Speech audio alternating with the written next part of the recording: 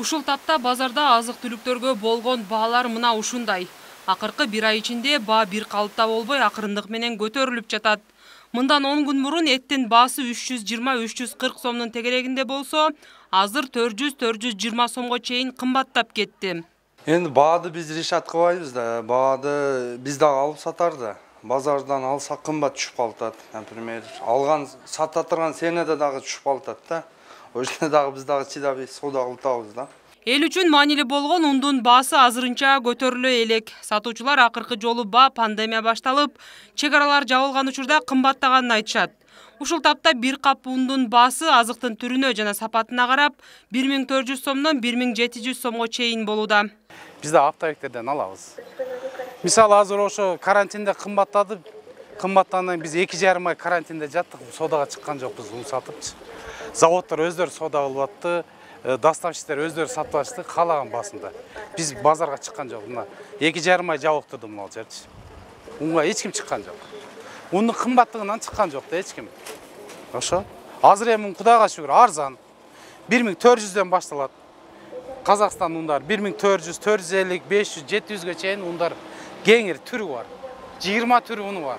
Сатуучулар кайсы бир азыктарга баа жогорулаганы менен дагы башкасына арзандаганын айтышат.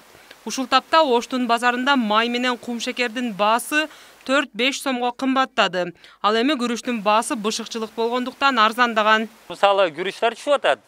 Эмнеге деген азыр пишикчилик башталды, күрүчтөрүбүз пишип атат, ошого күрүчтөрүбүз ценалары бая арзандап атат. Кичине эми майларга бир 10 сомдон, литрине 2 сомдон түшүп келет. 5 литрлик майларыбызга 10 сомдон кошулду. Бу эмнеге дегенде семечке азыр жаңыланып атат. Ошол себептен ар жылгы эле ушундай болот. Биз 10 жылдан бери базардабыз. Ушул мезгилде семечке майларыбыз кичине көтөрүлөт. Дония, пахта майы ошонго окшоштор көтөрүлөт. Күрүчтөрүбүз түшүп атат. Орточо алганда жегиликтер бирдей эле сенеде туруп атат. Мисалы бир айда бир адам жей турганы бир семья 3 миңлик есе, күрүчтү түшкөнүн эсебинде май көтөрүлдү. Дагы эле бир клиентибиз келсе бир айда 3 миңлик нарсаны алса, бир айга жете турган болуп атат. Азырынча эттин жана башка азыктардын баасын төмөндөтүү боюнча тийиштүү мамлекеттик кызматтар чара көрө элек. А бирок карапайым эл мындай абалга тынчсызданып, пандемия учурунда баалардын жогорулашы элди кыйнап жатканын айтат. Алып атабыз 400 сомдон, эми эт арзандаган бизге деле жакшы да. Биз кичинеден сатып жеп атабыз. Эт кымбат болуп атат. Биз деле ошо арзан болгонун суранабыз элден. Эл деле кыйналып атат баары эле. Мурунку баасында болсо болот эле бизге кымбатчылык болуп кетти. Чынында келгенде эттер, продукталар чында эле аябай эле баасы асмандап атат. Барган сайын эттин эле бир килосы 400 сомго чыкты, өзүңөр көрүп атасыңар. Мына эл болду, айлык жок, эми азыр иш жок болуп атат, бир көрүп атасыңар. Анан ошого жараша жок дегенде бир эт-бетти продукттан бир аз да болсо элге арзан болсо жакшы болот эле. Энди азыр сурам 420 сом 400. Азыр эт сурасам 400 сом дейт. Бул эл үчүн өтө эле кымбат да. Көзөмөл кылыш керек.